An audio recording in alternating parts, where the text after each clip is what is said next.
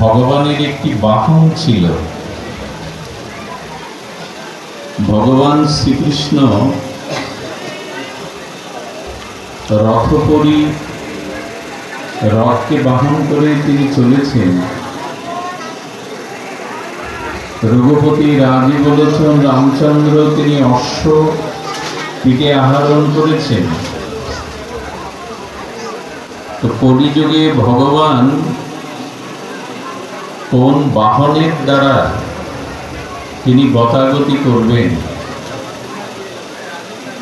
তো ভাগবত বলছেন এই কলিযুগে হরি কথাকে, ভাগবত কথাকে বহন করেই ভগবান চলবেন, অর্থাৎ হরি কথার মধ্যে দিয়েই ভগবান চলবেন। এই জ্ঞানপীঠ বা ব্যাসপীঠে বসে খুব দৃঢ় কণ্ঠে বলা যায় ভগবানের নাম রূপ লীলা কথাতে, হরি কথাতে, ভাগবত কথাতে যার শ্রদ্ধা হয়নি, হরি কথাতে যার রুচি অভিরুচি পিপাসা আসক্তি জাগেনি, তিনি ভগবত প্রাপ্তির অধিকারী নন।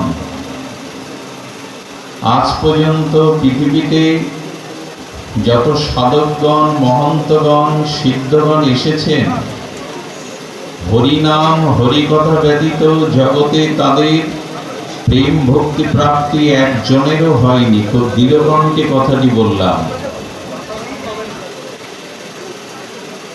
ভগবানের কথাতে রুচি হওয়াই হলো ভক্তি মন্দিরে প্রবেশের, প্রেম মন্দিরে প্রবেশের প্রথম দুয়ার। এই জন্য হরিকথাতে আমাদের রুচি আনা প্রয়োজন। হরিকথা ব্যতীত প্রেম ভক্তি রাজ্যে পৌঁছানোর দ্বিতীয় কোনো রাস্তাই নাই। আর বিশেষত বর্তমান কলিযুগে হরিকথা এবং হরিনাম এই দুটিকে আশ্রয় করেই প্রেম মন্দির, ভক্তি মন্দিরের বা মুক্তি মন্দিরের দুয়ারে আমাদের পৌঁছাতে হবে। দ্বিতীয় বিকল্প কোনো রাস্তা নাই।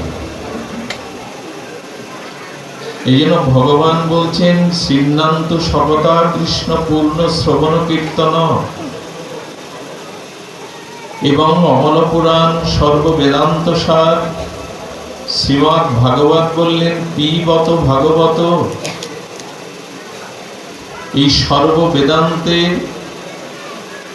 সর্বোপনিষদ, ব্রহ্মশাস্ত্রে, ব্রহ্মসূত্রে সারাৎসার নিগম কল্পতরুর গলিত যে রসময় ভাগবত অমৃত রস পান করতে বলছেন।